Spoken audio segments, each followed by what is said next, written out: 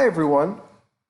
This short video is going to show you how to create an in-text citation and reference in APA formatting. You'll find this very helpful to be able to create this. I'm going to give you two different ways to go to this website to create this in-text citation or reference. First, type in this website, noodletools.com, or you can go right to the website that I have listed right up here.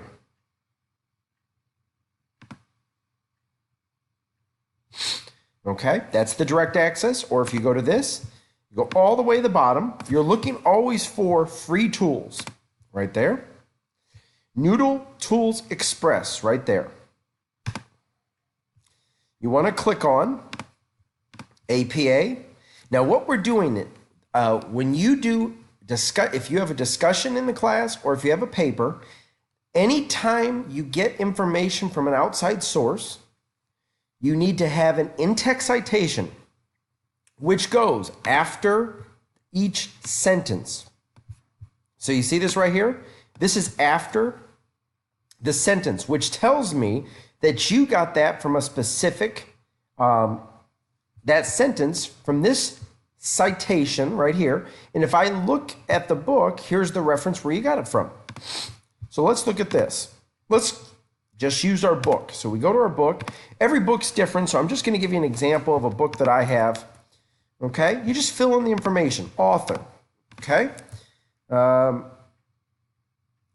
Mark Hubbard.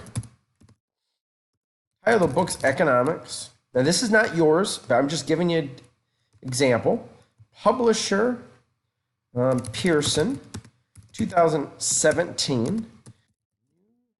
Jersey, NJ, I'm sorry, New York City, NY, 6th edition.